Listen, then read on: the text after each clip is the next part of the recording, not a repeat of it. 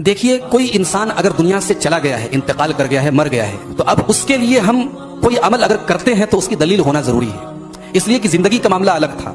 जिंदगी में इंसान जो अमल कर रहा था उसको सवाब मिल रहा था। अब वो इंतकाल कर गया तो अब उसकी तरफ से हम क्या क्या कर सकते हैं। तो हदीसों में बताया गया है सदका कर सकते हैं उसकी तरफ से। आप अगर वो हज करना चाह रहा था, किसी वजह से हज नहीं कर पाया, आप उसकी तरफ से हज कर सकते हैं, मगर उसमें भी एक कंडीशन है कि जो हज करेगा वो अपना हज कर चुका हो।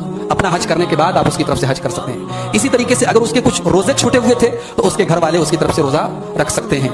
इसी तरीके से जो कुर्बानी हम करते हैं तो कुर्बानी अलग से तो नहीं करेंगे हम, साबित नहीं है। अपनी जो कुर्बानी हम करते हैं उसमें हम ये नियत कर सकते हैं, अय अल्लाह तो मेरे मरहूम वालिद की तरफ से भी इस कुर्बानी को कबूल फरमा ले, मेरी मरहूम वालिदा की तरफ से भी इस कुर्बानी को कबूल फरमा ले। तो ये सारे काम हदीसों से साबित हैं। कुरान पढ़ के उसको बख्शना ये अल्लाह के रसूल से, सहाबा से साबित नहीं है। यकीनन कुरान पढ़ना बहुत अजीम काम है, सवाब का काम है, मगर मरने वाले को पढ़ के बख्शने का सवाब का सबूत नहीं है, इसलिए हम ये काम नहीं करेंगे। हम तिलावत अपने लिए कर सकते हैं, तिलावत का सवाब किसी दूसरे को ट्रांसफर नहीं किया जा सकता, ये साबित है। इसी तरीके से दरूद शरीफ पढ़ना भी बहुत बड़ी नेकी है, नेकी का काम है। एक दरूद पढ़ने पर एक मरतबा 10 नेकी मिलती है, कसरत से हमारा आप दरूद पढ़ें, मगर दरूद का सवाब पढ़ के मुर्दे को बख्शना इसका सबूत नहीं मिलता है, इसलिए ये काम सही नहीं है। ये बिदात कहलाएगा और बजाय सवाब के उल्टे हमारे हक में गुनाह बन जाएगा।